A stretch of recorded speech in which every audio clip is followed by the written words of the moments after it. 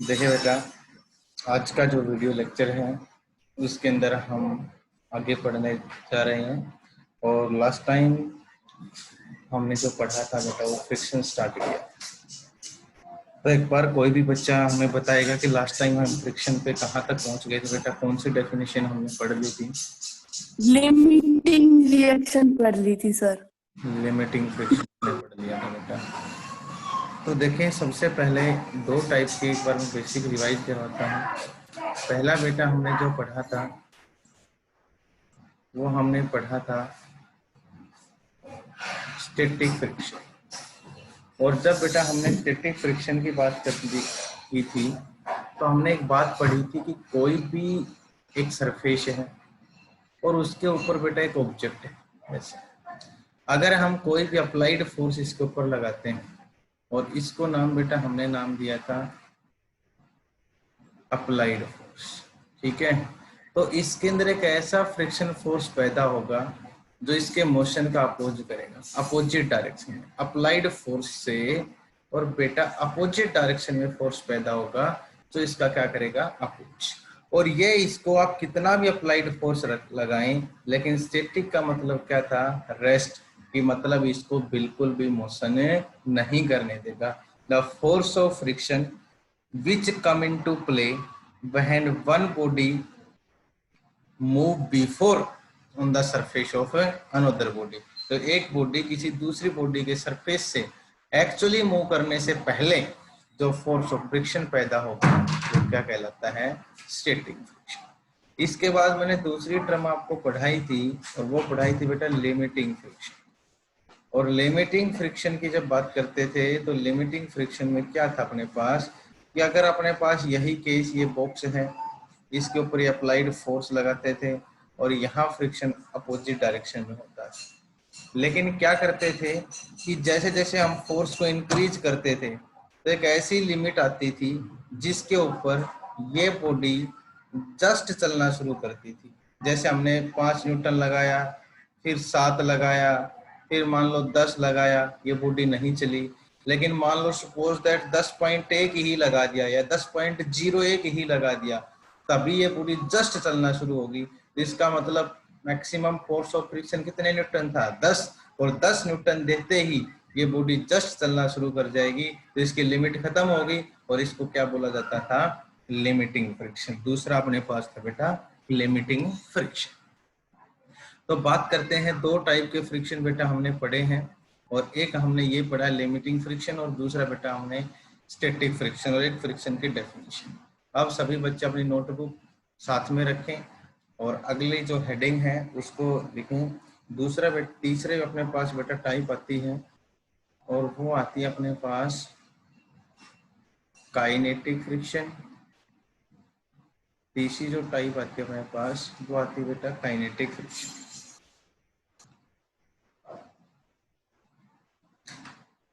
इसके अंदर लिखें the force of friction which come into play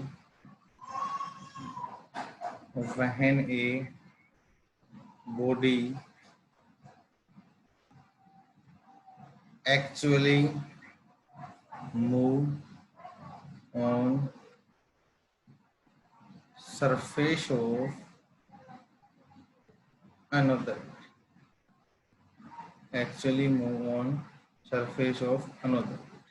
अगर हम बात करते हैं कि अगर आपके पास ये सिचुएशन आती है कि आपसे कहता है कि अगर एक बॉडी एक्चुअली मूव करती है बेटा किसी भी सरफेस ऑफ अनदर बॉडी, तो देखो पहले केस में हमने क्या पढ़ा था, वो बिल्कुल भी मूव ना करे।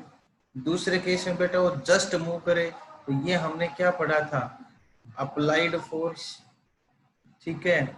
इधर हमने पढ़ा बेटा वो फोर्स ऑफ फ्रिक्शन, ठीक है, या हम लिख सकते हैं इसको ऐसे फ्रिक्शन फोर्स, ठीक है।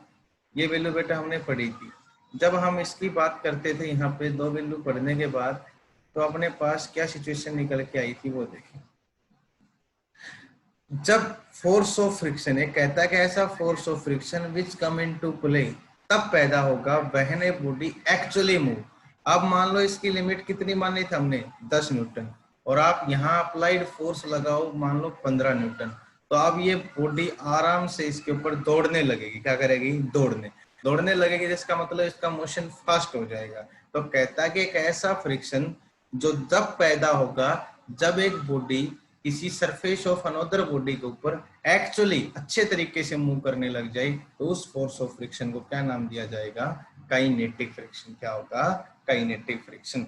तो बेटा काइनेटिक फ्रिक्शन सबसे कम होता है, ठीक है। काइनेटिक फ्रिक्शन क्या होता है? सबसे कम, क्योंकि इसके अंदर बॉडी आसानी से मूव करने लग जाएगी, और बॉडी जब आसानी से मूव करेगी, फास्ट मूव करेगी, तो इसका मतलब फ्रिक्शन की वैल्यू क्या होगी? है कम होगी। ठीक है बेटा, ये आपके पास था काइनेटिक फ्रिक्शन। तो आगे से पूछे कि सबसे ज्यादा फ्रिक्शन किसका है, तो सबसे ज्यादा फ्रिक्शन होता है बेटा स्टैटिक, जो बिल्कुल भी बॉडी को आगे मूव नहीं करने देता है। फिर उससे कम किसका होगा? उससे कम हम बात करेंगे तो लिमिटिंग, और सबसे कम कौन सा होगा? काइनेटिक। तो सिचुएशन पूछ सकती है कि सबसे पहले स्टैटिक, फिर उसके बाद लिमिटिंग, और फिर किसके बाद? काइनेटिक। काइनेटिक। ये होता है बेटा आपके पास 3 टाइप के फ्रिक्शन। यहाँ तक सभी बच्चे एक बार उतार, यहाँ तक सभी बच्चे एक बार उतार। थैंक यू बेटा मुस्कान। उतार लिया सर। देखो अब हम इसको लिखते हैं, एक नोट बनाए नीचे। इम्पोर्टेंट पॉइंट आपके पास है कि आपने इसका ग्राफ बनाना है, आपको है इसका ग्राफ बनाना है। तीनों फ्रिक्शन ग्राफ बनाएंगे तो इधर ये रिप्रेजेंट करता है मान लो फ्रिक्शन, और इधर बेटा आपने ले लिया अप्लाइड फोर्स। दो ही वैल्यू पड़ी है अब तक, अप्लाइड फोर्स। इसको रिप्रेजेंट कर लो कैपिटल एफ से, और इसको रिप्रेजेंट कर लो आप स्मॉल एफ से। ठीक है, अप्लाइड फोर्स को बेटा कैपिटल एफ से, और इसको रिप्रेजेंट कर लो स्मॉल एफ से। अब आप ग्राफ बनाओगे। तो मैंने एक बात पढ़ाई थी स्टैटिक, स्टैटिक में आप जितना अप्लाइड फोर्स बढ़ाओ उतना ही फ्रिक्शन बढ़ेगा, इसको बिल्कुल भी मोशन नहीं करने देगा। तो अगर स्टैटिक फ्रिक्शन की बात करूं तो जितना अप्लाइड फोर्स बढ़ाओगे उतना बढ़ता चला जाएगा, तो इसका मतलब डायरेक्टली प्रोपोर्शनल। यही बात आई थी कि static friction directly proportional to applied force. जितना ये बढ़ाओगे उतना स्टैटिक बढ़ेगा, क्योंकि उसको मोशन तो होने नहीं देगा, हमेशा उसको एक रेस्ट की पोजीशन में रखेगा। किस में रखेगा? रेस्ट। तो स्टैटिक के लिए बन गया ये डायरेक्टली प्रोपोर्शनल। तो पहला जो ग्राफ बनाया जो मैंने ग्रीन कलर से, स्टैटिक के लिए। अब दूसरा हमने पढ़ा था लिमिटिंग। लिमिटिंग का क्या था कि एक ऐसी स्टेज आएगी, जैसे जैसे आप अप्लाइड फोर्स बढ़ाओगे तो एक ऐसी स्टेज आएगी कि ऐसा पॉइंट आएगा जहां वो जस्ट चलना शुरू करेगा। तो जैसे ही वो जस्ट चलना शुरू करेगा तो लिमिट इसकी टूट जाएगी। तो ये लिमिट इसकी टूट गई। तो हमने इसको क्या किया, ये डायरेक्टली प्रोपोर्शनल का ग्राफ था, और लिमिटिंग के लिए मैं अलग कलर का यूज कर लेता हूँ इस तरीके से। अब ये लिमिट क्या होगी? खत्म, कि उसने एक्चुअली मोशन करना शुरू कर दिया। तो इसका मतलब पहले फ्रिक्शन ज्यादा था, अब फ्रिक्शन क्या हो गया? कम। तो कम हो गया तो ग्राफ नीचे की तरफ, बोलो किधर आया? नीचे की तरफ, और लिमिट क्या होगी? टूट गई। इसके बाद क्या आया? काइनेटिक। काइनेटिक में वो बॉडी एक्चुअली और यूनिफॉर्म, मतलब एक कांस्टेंट मोशन करेगी। इसका मतलब जब वो बॉडी एक कांस्टेंट मोशन करेगी तो आपका जो फ्रिक्शन भी कांस्टेंट हो जाएगा। इसके लिए हम रिप्रेजेंट कर लेते हैं एक अलग कलर से, ताकि हमें पता चल जाए। ये लिमिटिंग, और अब हम बात कर लेते हैं इसके लिए, और ये बेटा अपने पास बन गया। तो सबसे पहले इसको नाम दूं तो ये जो आपके पास काइनेटिक फ्रिक्शन के लिए जब एक्चुअली मूव करे। रेड वाले की बात करूं तो ये आपके पास लिमिटिंग फ्रिक्शन, और इसमें बात करूं तो ये आपके पास होगा बेटा स्टैटिक फ्रिक्शन। तो तीनों आपने ग्राफ बनाए हैं, कि सबसे पहला ग्राफ जो ग्रीन कलर का है कि जितना अप्लाइड फोर्स आप बढ़ाओगे उतना स्टैटिक फ्रिक्शन बढ़ेगा। दूसरा बेटा जस्ट चलना शुरू करेगा तो फ्रिक्शन थोड़ा कम होगा, तो लिमिट टूट जाएगी और ग्राफ नीचे की तरफ आएगा। और तीसरे में काइनेटिक में वो बॉडी एक्चुअली मूव करेगी कांस्टेंट वेलोसिटी से, तो आपका फ्रिक्शन भी कांस्टेंट, तो लगातार आपका कांस्टेंट अप्लाइड फोर्स रहेगा और एक कांस्टेंट मोशन करेगी, तो ये कैसा फ्रिक्शन कहलाएगा आपके पास, काइनेटिक। बहुत इंपॉर्टेंट ग्राफ है कि which one of the following graph is correct for force of friction and applied force. Competition में हर बार पूछा जाता है, तो इस क्वेश्चन को नोट बना के आप लिख लें। बहुत किसी बच्चे को समझ में ना आया तो पूछ सकता है।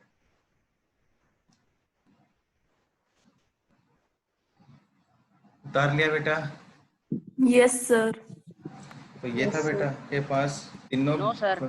उतार ले बेटा, आराम से उतार ले।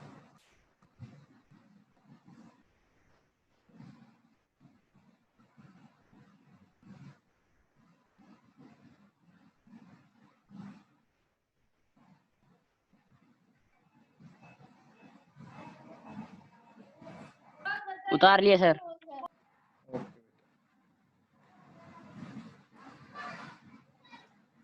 अब हम बात करते हैं बेटा नेक्स्ट। और नेक्स्ट आपके पास आता है, हेडिंग बनाएं, लाज ऑफ फ्रिक्शन, या हम लिख सकते हैं लाज of limiting friction.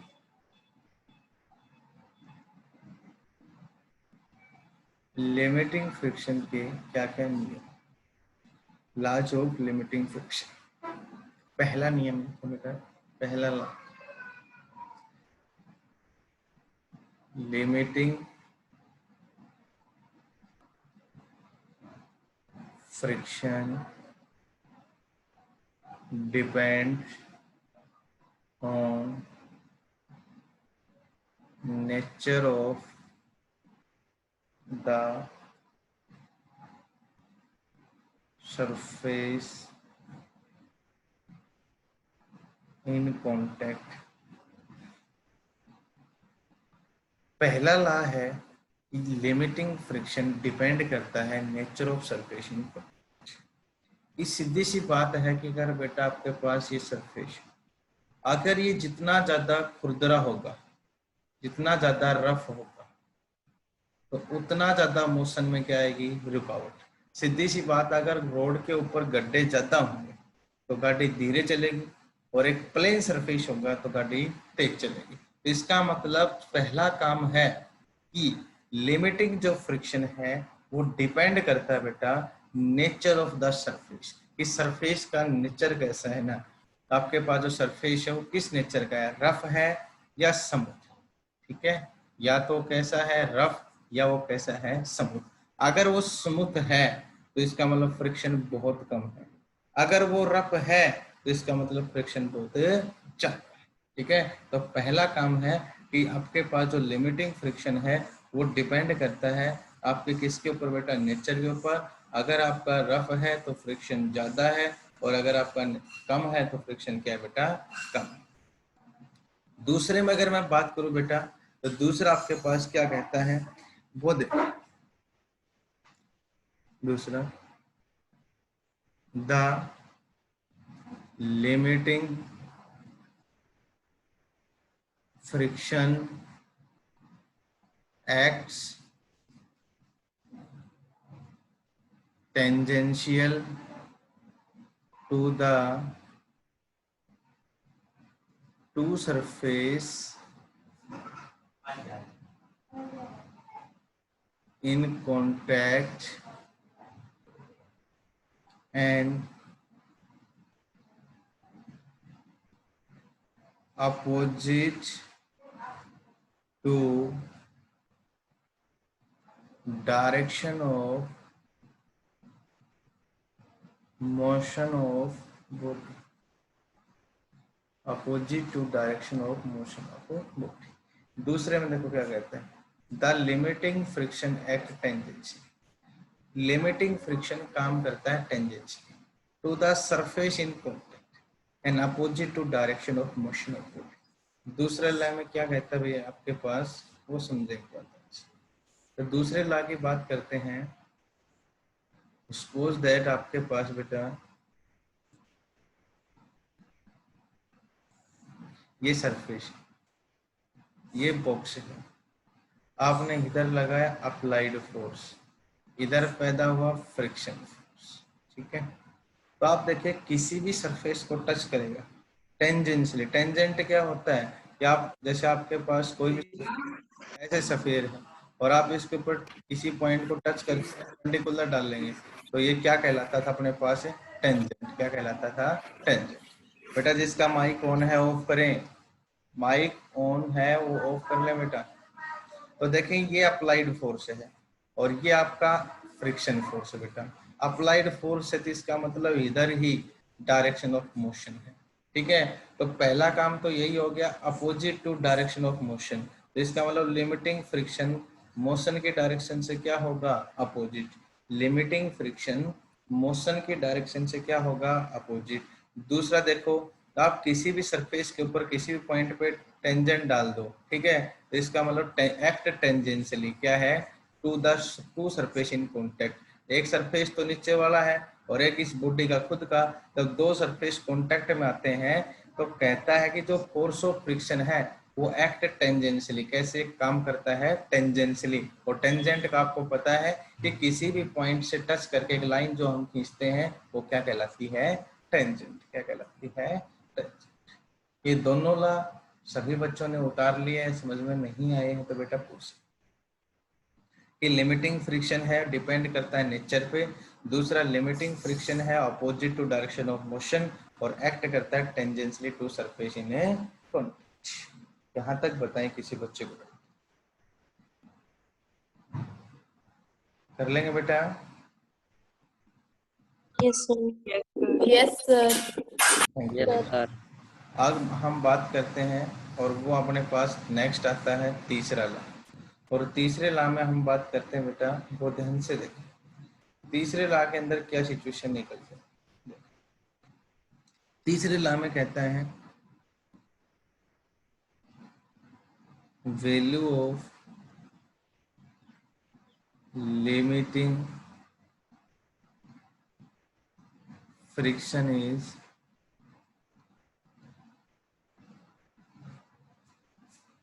independent of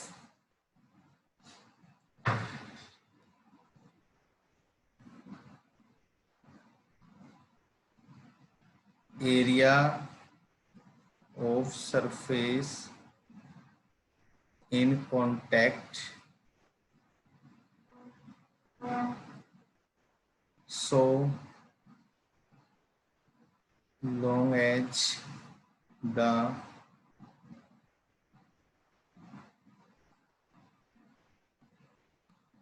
normal reaction remain the same।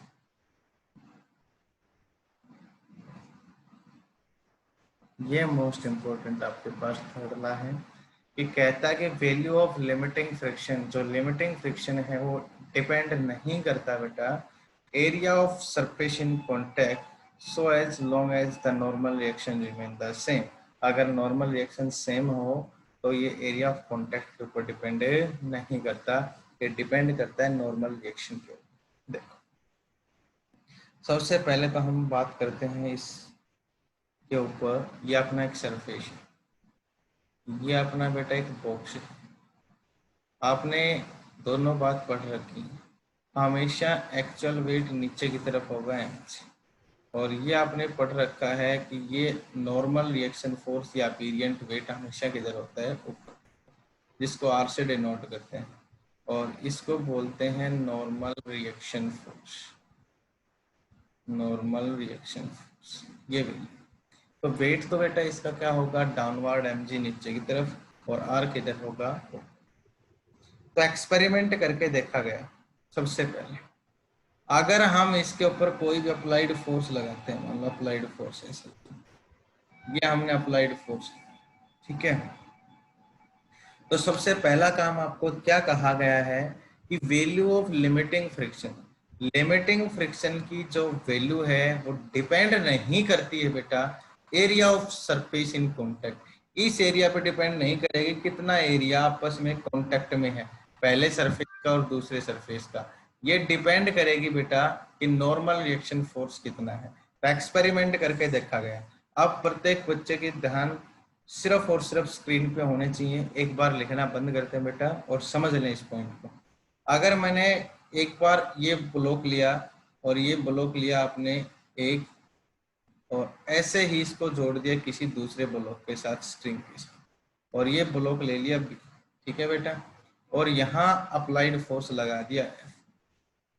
तब नोट किया गया कि कितना अप्लाइड फोर्स लगता है इनको मोशन करवाने के लिए। ठीक है, फिर दोबारा हमने क्या किया, ये ए ब्लॉक था और इसके ऊपर ही क्या रख दिया, दूसरा ब्लॉक बी, और अब नोट किया गया एफ फोर्स लगाया। ठीक है, दोनों मास ये सेम है, ए और बी, मान लो यहाँ पे भी 5 किलोग्राम है ए और बी भी 5 है, और अब भी ए कितना है 5 और बी कितना है 5।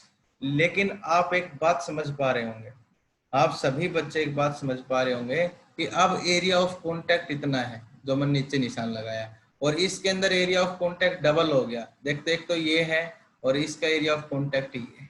ठीक है, तो इसमें एरिया ऑफ कॉन्टैक्ट कितना है, डबल है। ठीक है, लेकिन जैसे ही एक्सपेरिमेंट किया गया तो मान लो कि अगर इसको खींचने के लिए 10 न्यूटन फोर्स लगा, तो यहाँ भी खींचने के लिए कितने न्यूटन फोर्स लगा, 10। तो इसका मतलब एरिया यहाँ ज्यादा था कॉन्टैक्ट, देखो यहाँ ये ब्लॉक टच कर रहा था, यहाँ ये ब्लॉक टच कर रहा था, तो दोनों में एरिया क्या हो गया, डबल, और यहाँ अकेला यही टच कर रहा है, अब इसके ऊपर रखा गया है। तो यहाँ देखो रियल में एक्चुअल वेट क्या होगा, mg, और नॉर्मल रिएक्शन फोर्स क्या हुआ, r। तो इसका मतलब ये एरिया ऑफ कॉन्टैक्ट पे डिपेंड नहीं किया, किस पे डिपेंड कर गया, आर, और आर हमेशा चाहिए, इसका अलग अलग जोड़ लो तो इसका आर भी लिख लो और इसका आर भी लिख लो, और दोनों को इकट्ठा कर लोगे तो भी आर क्या रहेगा, सेम। तो कहता है कि कभी भी लिमिटिंग फ्रिक्शन किस पे डिपेंड नहीं करता, एरिया ऑफ कॉन्टैक्ट पे डिपेंड नहीं करता, ये डिपेंड करता है कि नॉर्मल रिएक्शन फोर्स कितना है। ठीक है, जैसे अगर मैं कहूं दूसरे एग्जांपल में कि आपके पास ये इतने एरिया के अंदर कोई कांटेक्ट है और ये 10 किलोग्राम का वेट है। ठीक है, और आपने यहाँ पे फोर्स लगाया अप्लाइड, अब 10 किलोग्राम का ही फोर्स आप कम एरिया के लिए काउंट कर लें, इतने एरिया के लिए, और आप फिर अप्लाइड फोर्स लगाएंगे तो भी आपकी वैल्यू क्या आएगी, सेम। तो इसका मतलब ये डिपेंड करता है नॉर्मल रिएक्शन के ऊपर, ना कि डिपेंड करता है एरिया ऑफ कांटेक्ट के ऊपर। अगर अब हमने और एरिया बढ़ा दें तो बॉक्स को यहाँ रख लें, लेकिन इसके अंदर बॉक्स इसके ऊपर ही रखें, तो हर बार देखें कि इसकी वैल्यू क्या आएगी, सेम। तो यही आपको समझाना था कि कभी भी force of friction area of contact के ऊपर डिपेंड नहीं करता है। फोर्स ऑफ फ्रिक्शन जो डिपेंड करता है बेटा, वो हमेशा डिपेंड करता है नॉर्मल रिएक्शन फोर्स के ऊपर। किस पे डिपेंड करेगा, नॉर्मल रिएक्शन फोर्स पे। आप बेसिक सा एग्जांपल देखें, एक 50 किलोग्राम पट्टे को आप खींच रहे हो और एक 20 किलोग्राम पट्टे को आप खींच रहे हो, तो 50 किलोग्राम वाले में ज्यादा फोर्स लगाना पड़ेगा, 20 वाले में कम लगाना पड़ेगा, और दोनों का मान लो एरिया साइज दोनों क्या हो, सेम। तो किस पे डिपेंड कर गया, इनके वेट पे, और वेट का मतलब क्या हो गया, आर, और आर बेटा किसके बराबर होता है, m इंटू जी के बराबर। क्यों, क्योंकि आर किधर है, ऊपर की तरफ, और वेट किधर है, नीचे की तरफ। तो सेम साइज के हैं, लेकिन एक 50 किलोग्राम का है और एक कितने का है, 20 किलोग्राम। तो आप दोनों को खींचोगे तो 50 वाले के ऊपर आपको ज्यादा अप्लाइड फोर्स लगाना पड़ेगा और 20 वाले पे क्या लगाना पड़ेगा, कम। तो इसका मतलब एरिया ऑफ कॉन्टैक्ट मान लो दोनों का सेम था, नीचे से दोनों की साइज हमने सेम बना दी। ठीक है, सिम की शेप और साइज सेम दे दी, एक 20 का और एक कितने का, 50 का, लेकिन 50 वाले को खींचने में ज्यादा जोर पड़ेगा क्योंकि इसका वेट ज्यादा है, इसका नॉर्मल रिएक्शन फोर्स क्या है, ज्यादा है, और आर किसके बराबर होता है, mg, 20 वाले का क्या है, कम। तो इसका मतलब फ्रिक्शन फोर्स किस में ज्यादा होगा, 50 किलोग्राम वाले में आपको ज्यादा होगा बजाय इसके 20 किलोग्राम। तो ये डिपेंड करता है वेट के ऊपर, नॉर्मल रिएक्शन के ऊपर डिपेंड नहीं करता है एरिया ऑफ सरफेस पे। किस पे डिपेंड नहीं करता है, एरिया ऑफ सरफेस। इस पॉइंट में किसी बच्चे को डाउट है तो पूछ सकते हो, अगर इस पॉइंट में किसी बच्चे को डाउट है तो पूछ, कर लोगे बेटा। Yes sir. चलो नेक्स्ट पॉइंट लेके इसका चौथा ला, लिमिटिंग फ्रिक्शन का चौथा ला लिखो। चौथे ला के अंदर आप क्या करेंगे वो देखें। फोर्थ ला आपके पास क्या होता है, फोर्थ ला की अगर मैं बात करूं तो देखें, अभी अभी हमने वैल्यू पढ़ी, लिमिटिंग फ्रिक्शन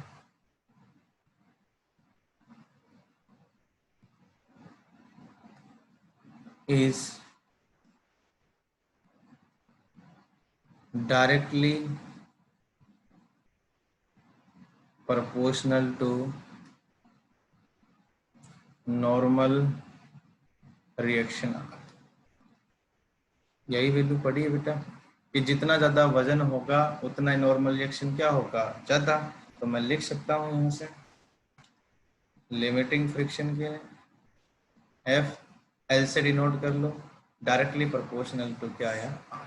अभी तीसरे पॉइंट में यही तो वैल्यू पढ़ी है कि लिमिटिंग फ्रिक्शन इंडिपेंडेंट होता है एरिया ऑफ सरफेस पे और डिपेंड करता है नॉर्मल रिएक्शन। तो limiting friction directly proportional to क्या हो गया, आर। और लिमिटिंग फ्रिक्शन इस प्रोपोर्शनल को हटा के बेटा म्यू लगाया जाता है। म्यू मैं बताऊंगा क्या होता है, इसको म्यू बोलते हैं बेटा। और म्यू होता है म्यू कोफिशिएंट ऑफ फ्रिक्शन। एक कांस्टेंट वैल्यू होती है तो इस प्रोपोर्शनल को हटा के लगाया जाता है। एक कांस्टेंट वैल्यू जो इस प्रोपोर्शनल को हटा के लगाया जाता है और इसको बोला जाता है कोफिशिएंट ऑफ फ्रिक्शन। क्या बोलोगे, कोफिशिएंट ऑफ फ्रिक्शन। और कोफिशिएंट ऑफ फ्रिक्शन की अगर वैल्यू निकालोगे तो ये बन गई force of limiting friction divided by R. बोलो क्या बन गई, force of limiting friction divided by R. और ऊपर भी फोर्स और नीचे आर भी क्या है, नॉर्मल रिएक्शन फोर्स। ऊपर भी लिमिटिंग फोर्स फ्रिक्शन और नीचे भी फोर्स। फोर्स से फोर्स की यूनिट कैंसिल। और याद रखना कि coefficient of friction has no unit, तो इट हैज नो यूनिट। बहुत बार क्वेश्चन आता है कि कोफिशिएंट ऑफ फ्रिक्शन की यूनिट बताएं, तो बेटा कोफिशिएंट ऑफ फ्रिक्शन की कोई भी यूनिट नहीं होती है। एंड नो डायमेंशनल फॉर्मूला, और कोई भी डायमेंशनल फॉर्मूला नहीं होता। ठीक है, तो चौथा लॉ अपने पास क्या था कि लिमिटिंग फ्रिक्शन जो आपके पास होता है वो डायरेक्टली प्रोपोर्शनल होता है नॉर्मल रिएक्शन आर। तो F L directly proportional to R, ये वैल्यू हमने यहाँ से लिखी है। जैसे ये वैल्यू हमने यहाँ पे लिखी है, इस प्रोपोर्शनल को बेटा यहाँ हटाया है और इसकी जगह म्यू लिखा है हमने। ठीक है, और म्यू मैंने बोल दिया है क्या है, कोफिशिएंट ऑफ फ्रिक्शन। म्यू की जो वैल्यू है बेटा वो क्या कहलाती है, कोफिशिएंट ऑफ फ्रिक्शन। और म्यू होता है एफ एल बटा आर। ना तो इसकी कोई यूनिट होती है और ना इसका कोई डायमेंशनल फॉर्मूला।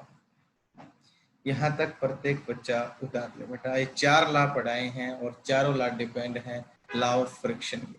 थैंक यू बेटा Neha, thank you. Most important आपके पास 4 लॉ। हो गया सर। हो गया बेटा, चलो हो गया सर रुको। कोई बात नहीं बेटा, आराम से उतार, नो प्रॉब्लम, आराम से उतार।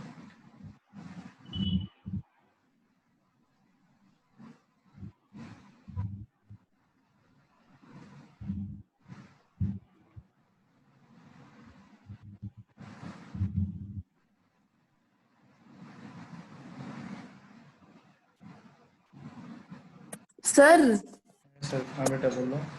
सर इसकी कोफिशिएंट ऑफ फ्रिक्शन की कोई फिक्स वैल्यू नहीं होती। फिक्स वैल्यू होती है अलग अलग। जैसे कि अपने पास कोई रोड है या अपने पास टाइल का रोड है या अपने पास तारकोल का, तो सबके लिए इसकी वैल्यू अलग अलग होती है। लेकिन एक पर्टिकुलर के लिए इसकी वैल्यू फिक्स होती है। जैसे अपने पास सैंड है बेटा, रेत, तो रेत में कोफिशिएंट फ्रिक्शन अलग होगा, तारकोल वाले रोड पे अलग होगा, टाइल वाले के ऊपर अलग होगा। तो इनकी खुद की वैल्यू पर्सनली आपके पास सेम होती है लेकिन वैसे अलग अलग होती है। समझ में आ गई मेरी बात? Yes sir. जैसे हम ऑयल डाल दें तो फ्रिक्शन बदल जाएगा, अगर हम उसके ऊपर रेत डाल दें तो फ्रिक्शन फिर बदल जाएगा। तो इस तरीके से म्यू की वैल्यू चेंजेबल होती है। ठीक है, तो जो चीज आप डालोगे उसी की वैल्यू आपको रखनी पड़ेगी। ओके, देखो नेक्स्ट आपके पास क्या आता है वो देखिए।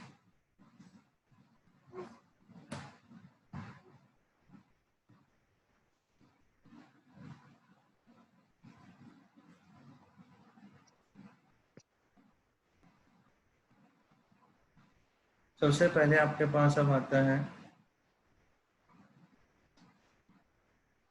Angle of friction. Next topic बेटा एंगल ऑफ फ्रिक्शन क्या होता है, लिखें इसकी definition. It may be defined as angle which the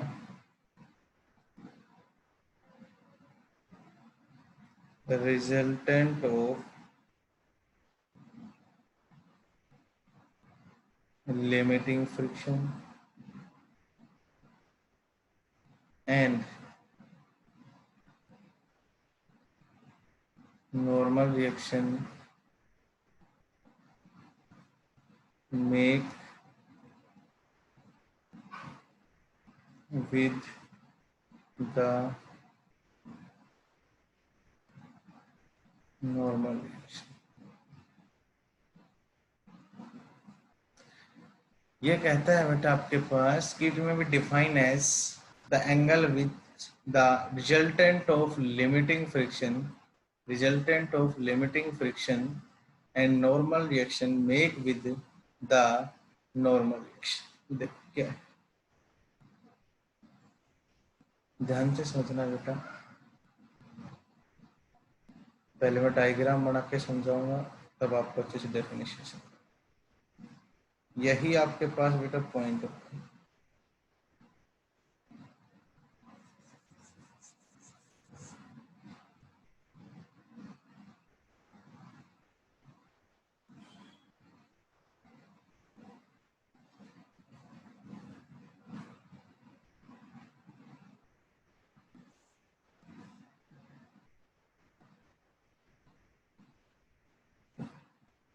इधर आपका अप्लाइड फोर्स,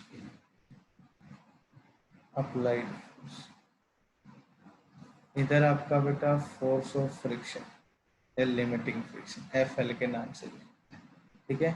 और लिमिटिंग फ्रिक्शन रियल में क्या होता था, मैक्सिमम स्टैटिक फ्रिक्शन, कि उसके बाद उस स्टैटिक फ्रिक्शन से थोड़ा सा ज्यादा फोर्स देते ही आप क्या कर लेते थे, बॉडी जस्ट चलना शुरू। तो या तो आप FL भी लिख सकते हैं या आप कभी कंफ्यूज मत होना, कई जगह आपको ये लिखना मिले तो FS मैक्सिमम। तो लिमिटिंग फ्रिक्शन रियल में क्या था, मैक्सिमम स्टैटिक फ्रिक्शन। क्या था, मैक्सिमम स्टैटिक फ्रिक्शन, कि उसके बाद और फ्रिक्शन नहीं हो सकता, उसके बाद वो बॉडी और रेस्ट में नहीं रह सकती, वो जस्ट चलना शुरू कर देगी। तो अगर ये लिखा ना मिले तो इसका मीनिंग B बटा लिमिटिंग फ्रिक्शन ही होता है, मैक्सिमम स्टैटिक फ्रिक्शन। अब देखें, ये बात सभी को पता है, ये वेट mg और ये नॉर्मल रिएक्शन। ये आपके पास डायग्राम होता है किसी ब्लॉक के लिए जब किसी सरफेस के ऊपर रखा जाता है। तो आप एक बात देखें, ऊपर नॉर्मल रिएक्शन R, नीचे एक्चुअल वेट बेटा mg, इधर आपका अप्लाइड फोर्स से अपोजिट आपका फ्रिक्शन होता है लिमिटिंग फ्रिक्शन, जहां पे बॉडी जस्ट चलना शुरू हो। तो एक बात बताएं, एक फोर्स ये है और एक फोर्स बेटा ये है।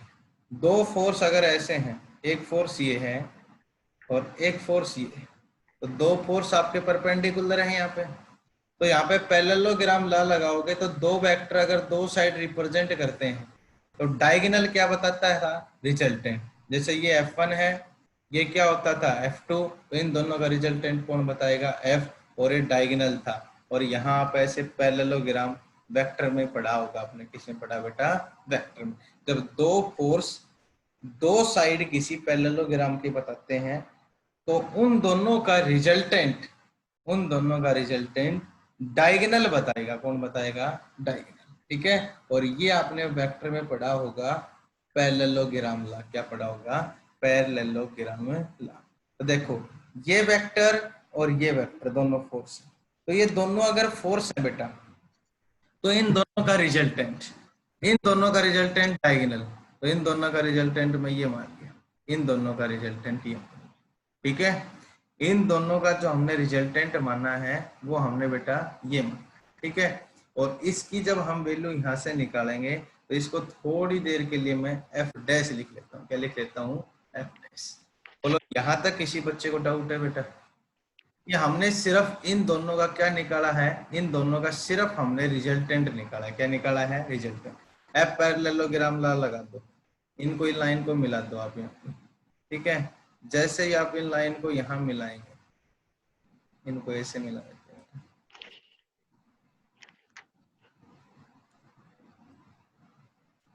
इन लाइन को, और इसका रिजल्टेंट का नाम हमने एफ दे दिया। अब एक बार आप डेफिनेशन के ऊपर आएंगे सभी बच्चे। क्या कहा है?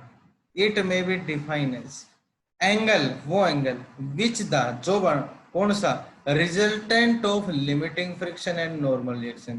तो लिमिटिंग फ्रिक्शन और नॉर्मल रिएक्शन, इन दोनों का जो रिजल्टेंट, लिमिटिंग फ्रिक्शन तो ये हो गया बेटा, और नॉर्मल रिएक्शन ये हो गया, और इन दोनों का रिजल्टेंट बेटा, जहाँ पे मेरे माउस की एक की है जो हम इसे मार्क कर रहे हैं ग्रीन से, ये इन दोनों का रिजल्टेंट।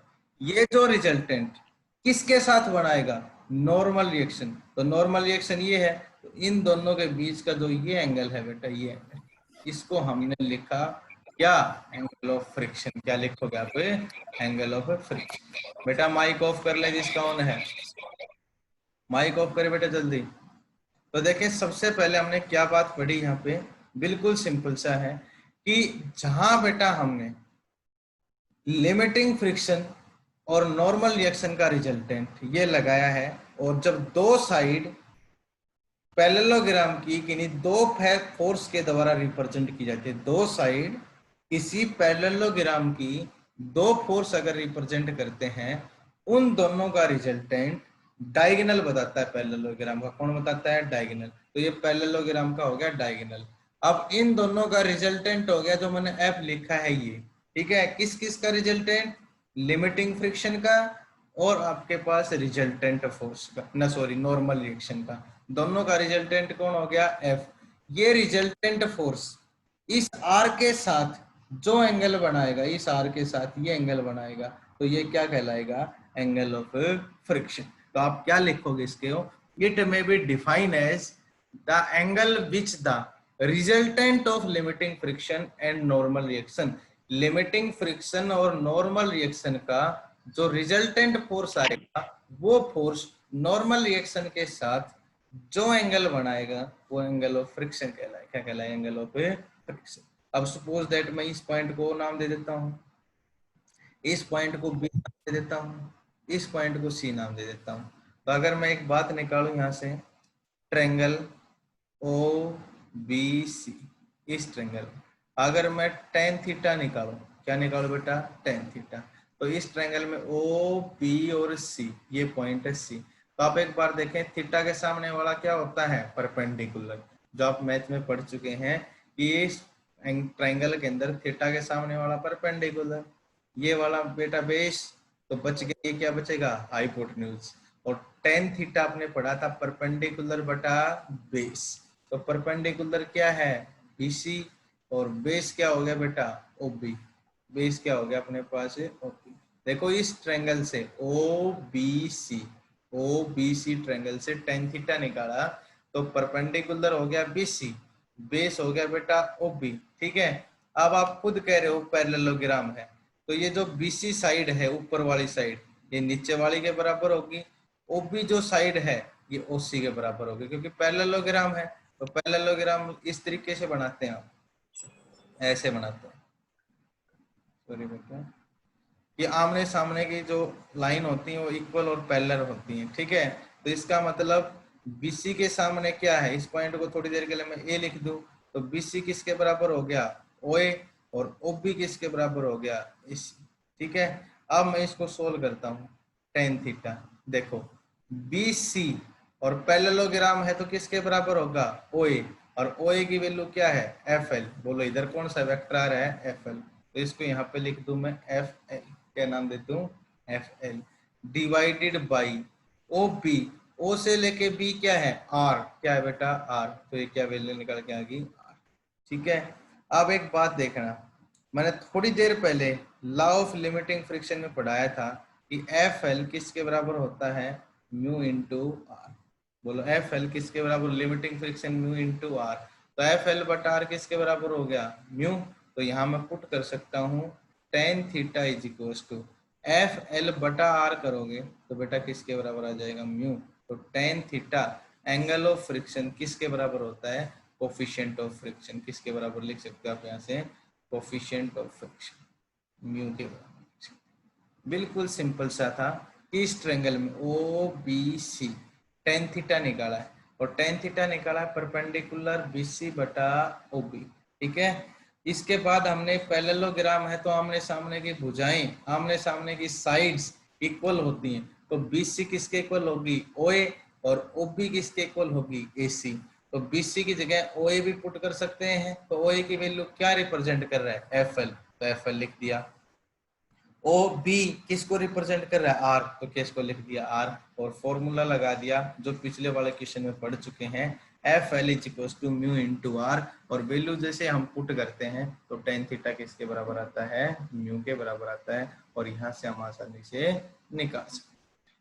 यहाँ तक किसी बच्चे को डाउट है तो पूछ सकते नो सर। हैं। उतार लें बेटा इसको, बेटा माइक ऑफ कर लें, उतार ले बेटा यहाँ तक।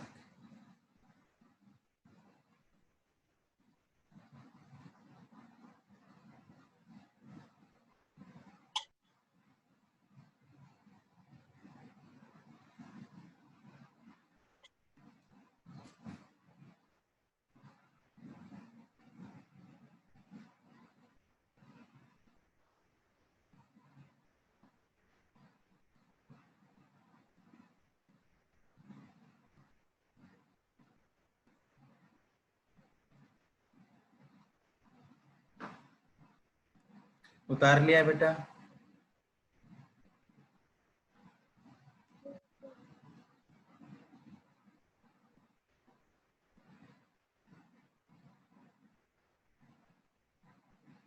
रफ कर दे बेटा। Yes sir. थैंक यू बेटा स्वामी। नेक्स्ट हेडिंग बनाएं और नेक्स्ट हेडिंग में लिखें बेटा, अब आपके पास दूसरी डेफिनेशन आती है,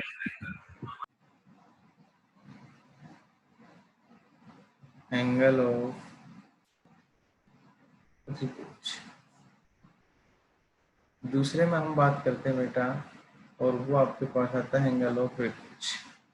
देखो एंगल ऑफ रिपोर्ट क्या होता है और इसका मैथमेटिकल फॉर्मूला, जैसे बेटा हमने एंगल ऑफ फ्रिक्शन पढ़ा है तो सेम इसका पढ़ेंगे angle of report.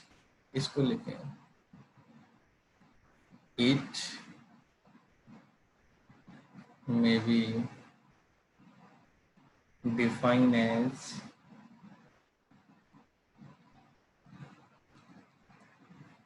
the minimum angle that an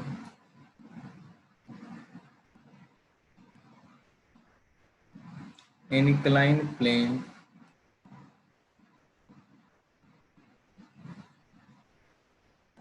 make with the horizontal vane body placed on it and on it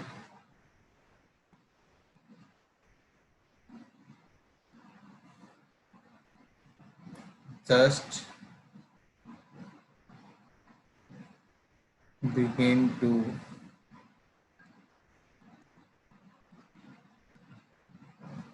slide।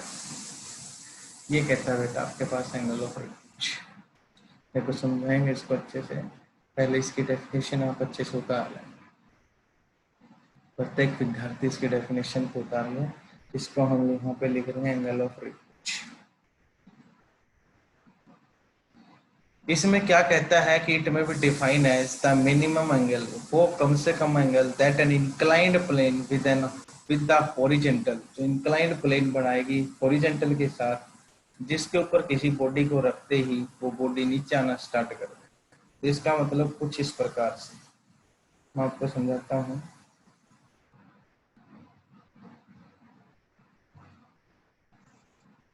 ये हो गया बेटा अपना इंक्लाइन, और इसको लिखा मैंने यहाँ पे फाई।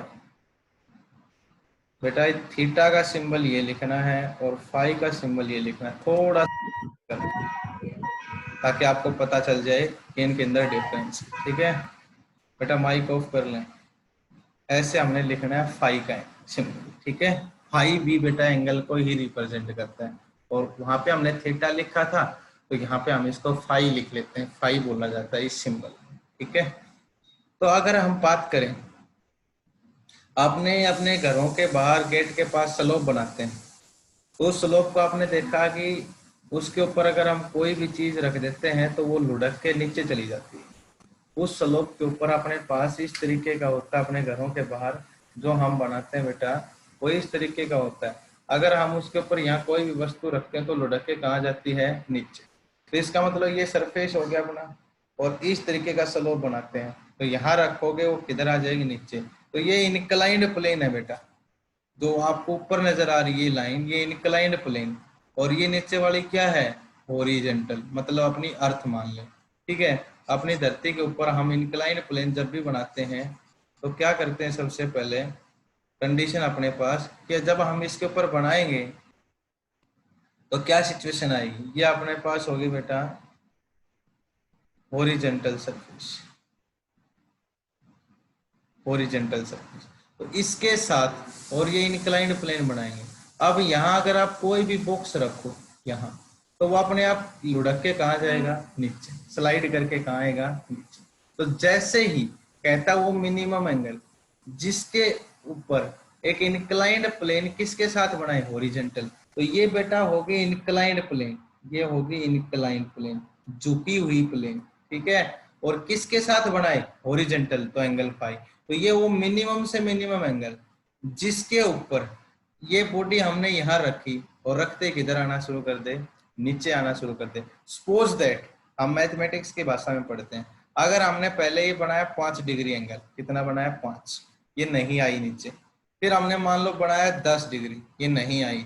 फिर हमने बनाया मान लो 15 बनाते ही ये बॉडी यहाँ रखते ही जस्ट चलना शुरू नीचे कर देती है। तो ये 15 डिग्री एंगल किस नाम से जाना जाएगा, एंगल ऑफ रिपोज। किस नाम से जाना जाएगा, एंगल ऑफ रिपोज।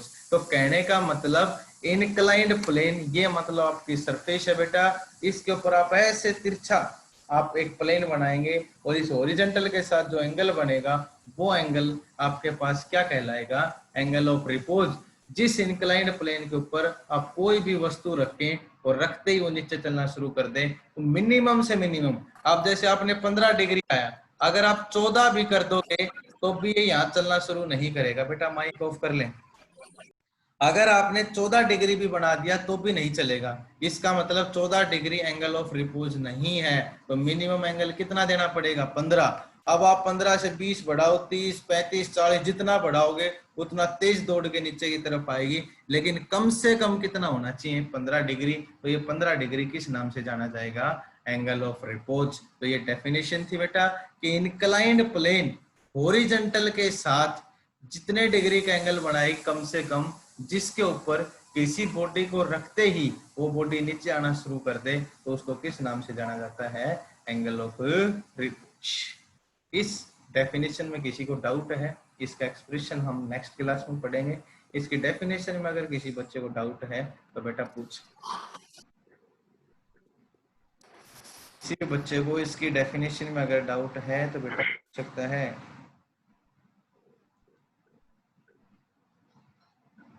कर लोगे बेटा सभी?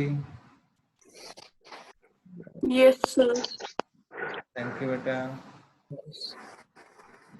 तो आज की क्लास का हम यहीं एंड करते हैं। आप नेक्स्ट क्लास के अंदर ज्वाइन होजिए, 10-12 मिनट आपके पास है नेक्स्ट क्लास के लिए, और अगले क्लास आपकी जो भी हो उसमें आप ज्वाइन हो। और इसी क्लास को एंड करते हैं। तो बेटा अच्छा समझ में आने के लिए और गुड अचीवमेंट के लिए एक बार रेज योर हैंड्स। प्रत्येक विद्यार्थी इस काम के अंदर पीछे ना रहे। Thank you all of you, thank you बेटा, थैंक यू। और आपका जो 21 से 28 तारीख को टेस्ट होना है उसकी भी आपको अच्छे से प्रिपरेशन करनी है। इसी यूनिट की जो लॉज ऑफ मोशन में पढ़ा रहा हूँ, प्रत्येक विद्यार्थी आपको इस यूनिट की अच्छे से प्रिपरेशन करनी है, ठीक है, जिसके अंदर आपका फ्रिक्शन भी आएगा बेटा। और जो पहला चैप्टर हम पढ़ चुके हैं लॉज ऑफ मोशन, वो भी आपका आएगा। इस यूनिट में 2 ही चैप्टर हैं, एक फ्रिक्शन, आगे एक और आएगा सर्कुलर मोशन पार्ट इसका, वो हम पढ़ेंगे। तो जितना 20 तारीख तक अपना जितना सिलेबस होगा वो आपके एग्जाम के अंदर आएगा, ठीक है। 20 तारीख तक आप जितने टॉपिक पढ़ा चुके होंगे वही आपके एग्जाम। थैंक यू बेटा all of you for raise your hands, thank you.